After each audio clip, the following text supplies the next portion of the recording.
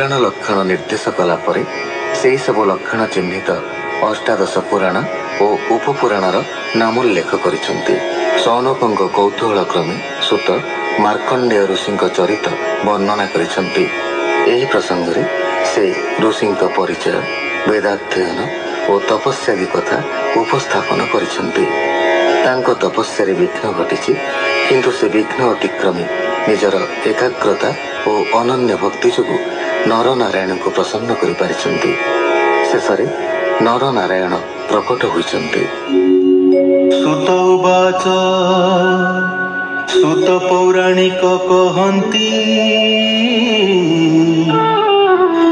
सुन सौनक आदि जति एही प्रकारे मार्कंडेय कले बहु स्तुति विनय नर नारायण ता सुनी संतोष भावे कही बाणी भगवान उवाच हे ब्रह्म ऋषि तपोनिष्ठ समाधि जोगे ज्ञानी अट तेणु तुम्भे सिद्ध होइला निश्चल भक्ति रे भजिला एबे हो बर माग तुम्भे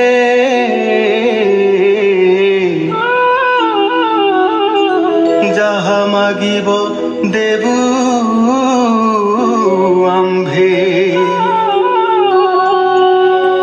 विष्णु बदनु एहा सुनी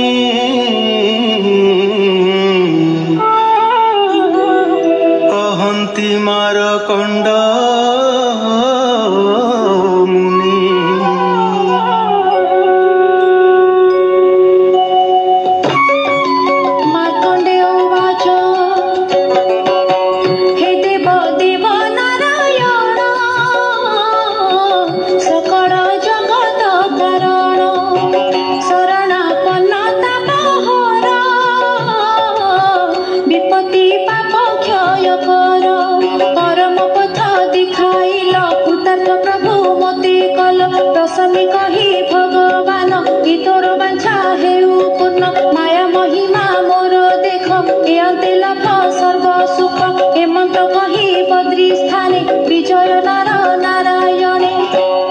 मार्कंडेय आश्रमे रहिले वासुदेव ध्याने पुष्पभद्रा नदी तटरे स्नान संध्या सारित्री काले जोग ध्यान रे बसिछन्ति वासुदेवଙ୍କୁ हृदय चिन्ति हेमन्ते प्रचंड पवन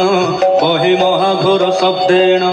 आकाशे महाभयंकर मेघे उठिले शीघ्रतर सप्त समुद्र सप्त द्वीप होइला एक खंडाप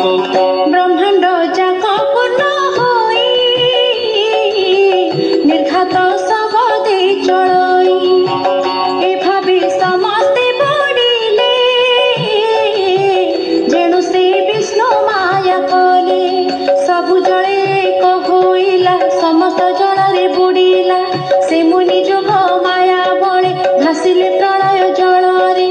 अंधारे दिगहीन दिसे बुड़ी जीवन मात्र से महावते पड़ी काहि से मुनि मोहित हुई काहि तरंगे बुड़ी जानती लहरी मानंके उठंती अति आरते मारकंड जानिले निश्चय जीव पिंड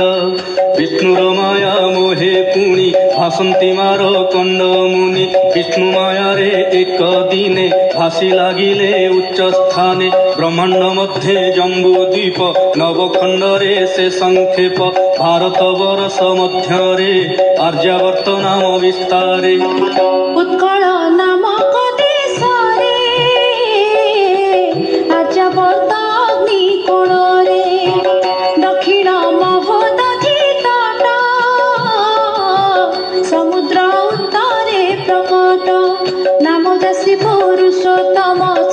ক্ষেত্র জহু জন্ম নীলাচল গিরি শিখরে অক্ষয় কল্প বট পরে ক্ষেত্র বট সমিত হই প্রলয় জଳରେ ভাসই পবন বଳରେ ন চলে সড়কে জন লোকে মিলে পঞ্চকোশ বিস্তার হই বেঢ়িণ জ্যোতির্ময় দেহি জল উপরে তা পল্লব ফল পল্লবে শোভা দিব্য নব পল্লব বট পুটে এক পুরুষ জবাঙ্গুষ্ঠে সে বট পুটরে শয়ন মার্কণ্ড কলে তা দর্শন দুই হস্তে পাদ অঙ্গুଳି ধরি চুম্বন্তী মুখে তোଳି বাଳକ রূপরে শয়ন ମାର୍କଣ୍ଡ ବିସ୍ମୟ ଦେଖିଣ ତାଙ୍କ ନାମ ବୁଝିବା ଅର୍ଥେ ମାର୍କଣ୍ଡ ବିଚାରିଲେ ଚିତ୍ତେ ବାଳକ ନିକଟେ ପ୍ରବେଶି ଉଭା ହୋଇଲେ ସେହି ଋଷି ହୃଦୟ ଭିତରେ ପଶିଲେ ତହିଁରେ ବୁଲି ନ ଦେଖିଲେ ପୂର୍ବ ପରାଏ ସୃଷ୍ଟି ଅଛି ଦେଖିଲେ ମୃକଣ୍ଡର ବତ୍ସି ବ୍ରହ୍ମାଦି କୀଟ ପରିଜନ୍ତେ ସର୍ବ ଦେଖିଲେ ଅଚମ୍ବିତେ ହିମାଳୟ ଯେ ପର୍ବତ ପୁଷ୍ପଭଦ୍ରା ନଦୀ ସହିତ ଆପଣା ଆଶ୍ରମ ଦେଖିଲେ ସମସ୍ତ ଋଷିଙ୍କର ମେଳେ ଏ ଭାବେ ବୁନୁ ମୁନିବର ଗଲା ଅନେକ ସମ୍ବତ୍ସର